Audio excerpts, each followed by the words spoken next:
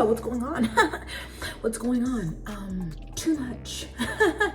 Anyway, I am not ready to film yet. I need to tidy this up, but also I'm parched. Well, okay, this is plain water, which I have been drinking, but I did, my running plan today was sprint repeats. Do you know what that is? Running up and down a fucking hill. We're sprinting up the hill, jogging down. Anyway, so run this morning. It's been a couple days since I've done electrolytes, so I was gonna make myself a beverage to have while filming. Okay, this cup was bought. Okay, I have not been to Starbucks since 2023, okay? Fucking union busting bastards. Rainbow sherbet. I think this one is sugar-free. Yes. So inspired by rainbow sugar. I'm gonna make this.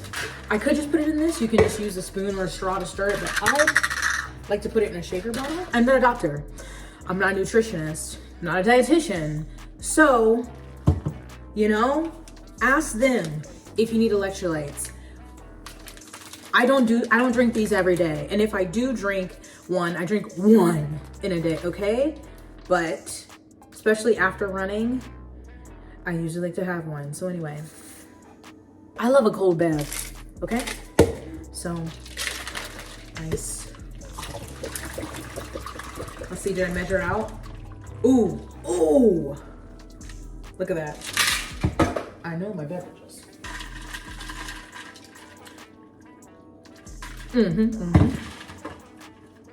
Let's go film. Obviously use that. Tell them I sent ya. Hey, hi, hello, welcome or welcome back to my channel. My name is Jess. The sun, I'm glad she came out, but it feels very bright. But anyway, we're here to look back in time. We're here. It has been 5 years that I have been on Booktube, which has been an interesting 5 years. Obviously, I was a different person when I started the channel. I had something that at the time that was, you know, somewhat unique to the bookish space, and that helped me grow my channel. And obviously that has, I don't do this often anymore, so that's why I've kind of faded back into obscurity. But I appreciate all of you that are still here and still watching and still supporting me. I really appreciate it. I'm sorry that for those who came for the drums and then I stopped delivering. But grateful for everyone else who stayed. But it has been 5 years, and that is wild. Besides, obviously, living back in the wretched states of America, when I started my channel was during lockdown when we lived in Sicily. And I had Nigel, and I obviously don't have him anymore. So, yeah. 2020 was a rough year. Lockdown was really hard. I know so many people lost people around them and jobs and all these different things. But at least I had my Nigel Bear, and I don't have him anymore. It really puts a damper on life. Besides 2025 just sucking overall in life, it's also been sucking with reading. Also last year, and not like I haven't had some, you know, standout hits here and there, but I was thinking back to, I was like, when I first started my channel, I felt like I was reading bangers. And obviously hindsight 2020, whatever. But I went back to Goodreads, and I just wanted to just talk about some of those books that I read that year that I loved, and I literally was just looking, I'm like, damn. And just reflect on that good time and hoping that I will be back there when I'm just reading a lot of good ass books. I don't know if anyone else feels that way. And I keep saying that I want to read backlists, and then I get caught up in trying to read new things, and maybe that's the problem. Because things have just not been hitting.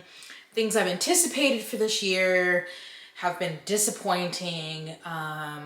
So this is just a look back at better times, brighter times, at least in reference to my reading. Because I know that a lot of people like to, what do you say, idealize lockdown, but that was a really traumatic time, and really, I mean, again, a lot of lives are lost, jobs and homes and money, stability, all of these things, and people being isolated. That didn't work for everyone. Everyone's not an introvert. So I know that's just like, it's not okay as a blanket statement to be like, I wish we were back in lockdown. But as someone who, like, it was hard, but I had Andrew and we got Nigel really like 2 weeks into lockdown, and they were really my bright spots, and it worked. Like, we were very fortunate how it worked for us. So, you know, that'll have a special place. But anyway, back to the reading. 2020 was a good ass year of reading, and yeah, so I'm just gonna go through some of these and just give a little chat. That's really all it is just like looking back and reflecting and remembering when I was reading some good shit, you know what I'm saying? I read 105 books, which was like, I think that's the first time I read that many books since my time of like recording what I read. I was like, oh my God, I read 105 books, which felt incredible. And so of course it's going to start from towards the end of the year. The Ballad of Black Tom, which I remember being really good, like I think horror novella by Victor Laval. And I also this year, I think 2020 was the first time that I read this much nonfiction outside of memoir, because before I kind of was in the camp of nonfiction is boring, and so I started reading more nonfictions that weren't memoirs, and I've got some good ones on here, including Invisible Women, Data Bias in a World Designed for Men by Caroline Criado Perez. I know people have said that, I don't know if it's the author has made turfy statements or that the book does not include trans women. I don't remember. I know I heard that after the fact, but I did enjoy the book when I read it, especially learning all the things from how thermostats in office buildings are programmed, from crash dummies and seatbelts, all based on an average white man. Make it make sense. Stamped from the Beginning, The Definitive History of Racist Ideas in America by Ibram X. Kendi.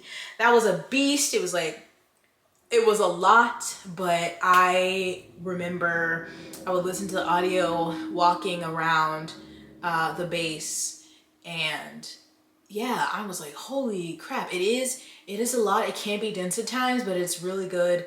I now have a physical copy. One day I'd like to go back and reread it and tab it up, but definitely one I still recommend. And they also have a YA and I think a middle grade version, which I think is great, because yes, let's make this accessible since they're not going to teach stuff in schools. Ring Shout. 2020 was Ring Shout? Oh my God. I still love that book so much, by P. Djeli Clark. So good. It's like the perfect length. Every single word, every single page is doing what it needs to do. It's like 1920s horror where the KKK exists, but like they're literal and figurative monsters. And I would just love to see that adapted. It would be so good. Love Ring Shout. In a Holidays, this is when I still was like enjoying Christina Lauren. I haven't read one from then in a while, but I really loved this one. It felt really cozy to me, something that I would like to reread around Christmas because it is like a Christmas romance. But I have fond feelings of that. Now, a lot of people shit on this book. There have been some videos recently of people talking about how much they hate this book. I enjoyed it when I read it in 2020, okay? So don't judge me. That was 5 years ago. I don't know how I feel about it if I reread it today, but it is The Midnight Library by Matt Haig. I put a 4.5 and I have a lot of highlights. I didn't write a review or anything. I can't tell you why. I just know I did enjoy it, and maybe I'll reread it and see if it's as terrible as people say. If I think it's as terrible as people say, obviously reading is subjective. Nevermore, that's the first time I read that. The Trails of Morgan Crow, and then I kept being like, I'm gonna read, continuing the series. I think there were 2 out, and then the 3rd one came out, and I'm behind. Anyway, the 4th one is out now. So I read that 5 years ago. I want to reread Nevermore and then continue on. But I don't know how many books are supposed to be in the series, and there was a significant gap between the 3rd and the 5th one, the 3rd and the 4th one. So we'll have to see. But I just remember really enjoying that one. And was just like, wow, I can still enjoy middle grade fantasy as an adult. And I thought it was whimsical, but like heartfelt. There were heartfelt, impactful moments. And I don't remember a lot about the story and the plot points. I still just remember how it makes me feel. I think that's how I feel about a lot of books as time goes on. Is I don't necessarily remember exactly what happened, but I remember how it made me feel. And I think that's important. The Nickel Boys was great. Very hard to read, but a great story and enraging. Sisters in Hate, American Women on the Front Lines of White Nationalism was another nonfiction that was really good. And relevant then, relevant now. Yes. I also read, I think I read all of Caitlin Doughty's books that year. Were they already all out? I read Smoke Gets in Your Eyes and Other Lessons from the Crematory, which was more of a memoir. And then I read From Here to Eternity, Traveling the World to Find the Good Death. Okay, I think the third one, Do Cats Eat Your Eyeballs or something? It might have been the next year. But I have loved all of her books, listened to them on audio. I think I like her voice, I like her story. And she really changed my perspective on death. And I know that she's researching a book about the Titanic, I think, and I am very excited to read that. She also has a YouTube channel that I enjoy. So I feel like here in America, and she talks about this, death is just very, you know, we have this practice, you get cremated or you go into a casket and that's it. And especially her second book, the one From Here to Eternity, Traveling the World to Find the Good Death, she's showing different cultures and their death practices, and that was just so interesting to learn about.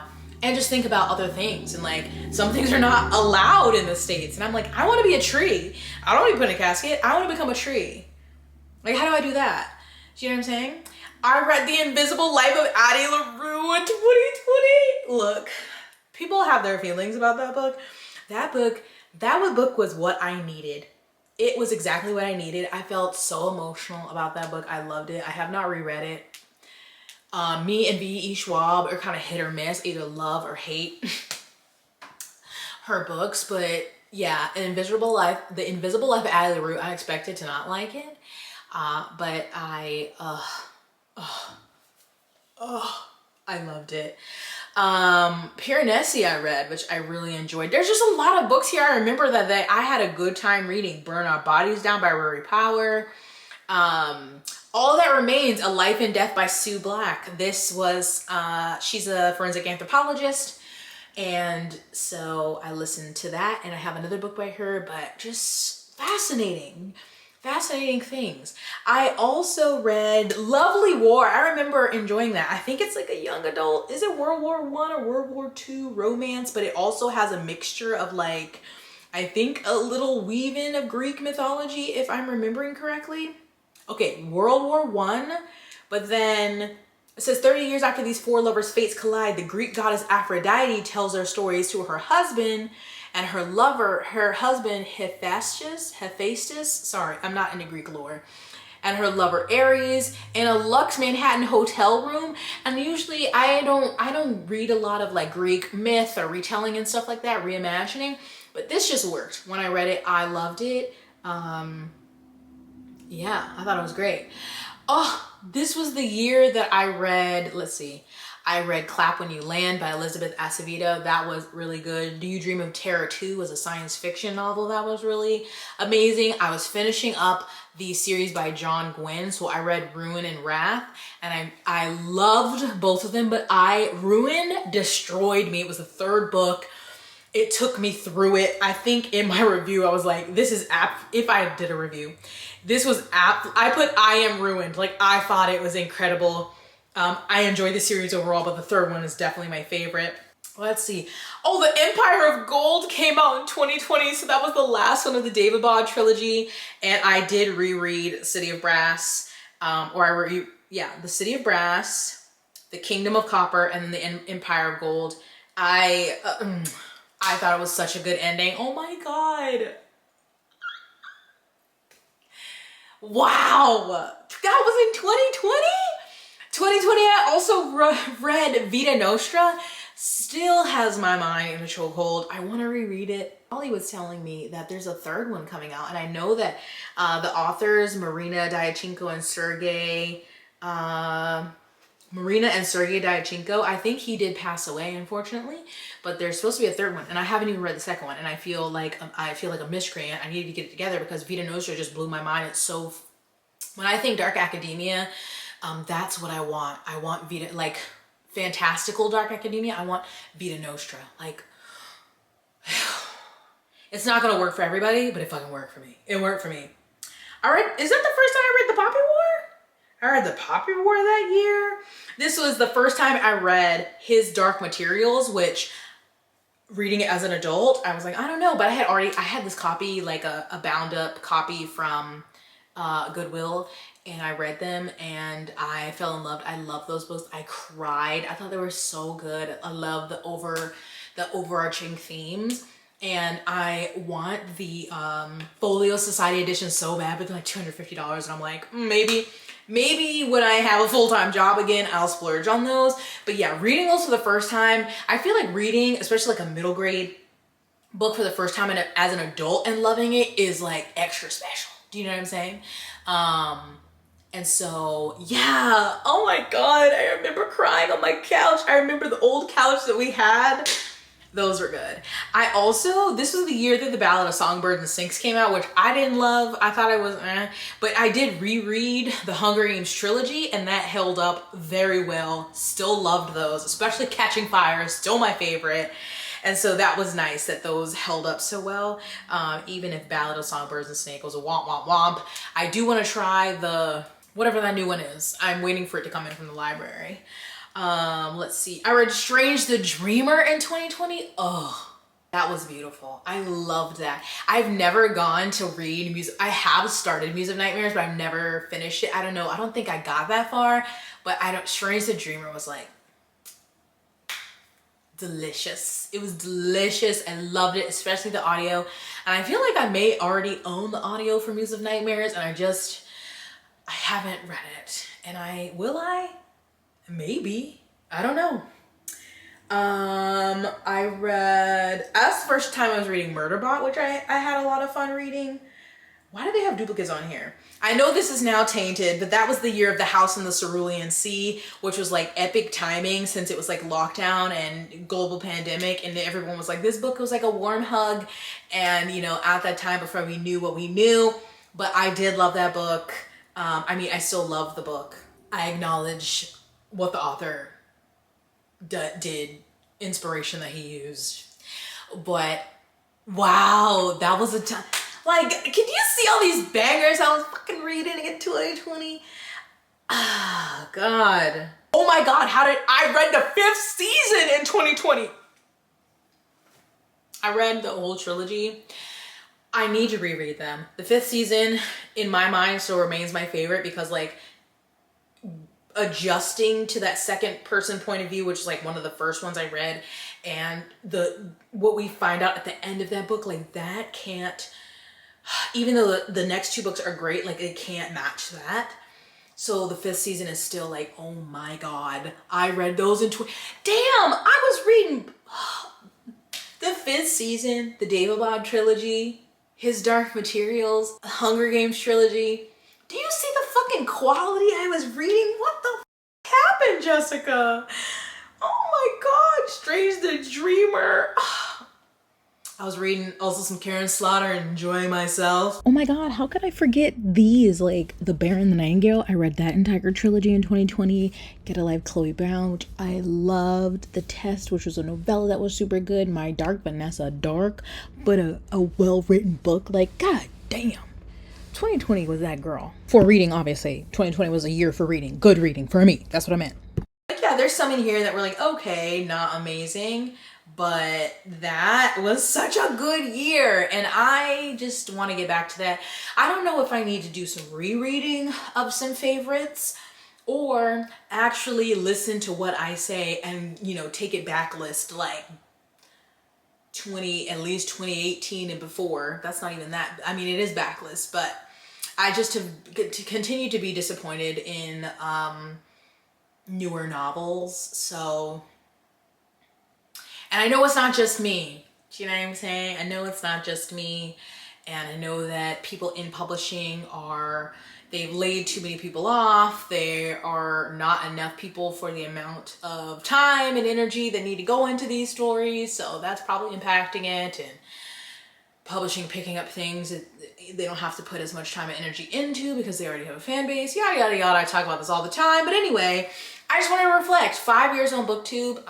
It's been ups and downs. I have a lot of friends that I've made from having this channel, so I'll eternally be grateful for that. Like, Some of them have actually met in person. Like we talk every day, we FaceTime, we send all these things. Like that's just been like life-changing on its own. So I'm always going to be grateful to Booktube for those lifelong friendships and, you know, the different people I've gotten to collab with on here or do lives, whatever. And I love the amount of people who started around the same time as me, who still have their channels. And I know it gets, especially in the book space, can be easy to be frustrated and not want to go on because we're already such a small space and only a select few really get to thrive. I know I think about that all the time, but here I am. For how much longer, I don't know, but happy 5 years to me, I guess. This channel will never be what it once was because it doesn't have a Nigel, so it just doesn't feel right. Like his name wasn't in the title, but it might as well have been. That was my co-host, my ace boon coon, my ride or die. I miss him. And this is a rare moment where I'm able to smile and talk about him because usually it makes me cry, which I probably will after filming this video. But I know so many of you loved Nigel, and so to be loved worldwide, he was really special. And yeah, so I'll just keep making videos until I don't want to. And hopefully I can come back on here and, I don't know, by the end of the year and my reading has turned around. That's my hope. That's my hope. So tell me, what was one of your favorite reads of 2020? Do you feel the same like I do about like the state of reading right now? Or books, like, have they been letting you down? I want to know. And do you think I should focus on rereading? Or actually, I won't ask that. Maybe I'll just think about rereading and mixing it with some older books. And we'll see. We'll see when we check in at the end of the year if my reading has improved. So thanks for watching. Stay blessed, hydrated, moisturize, and sunscreen. I'll see you in my next one.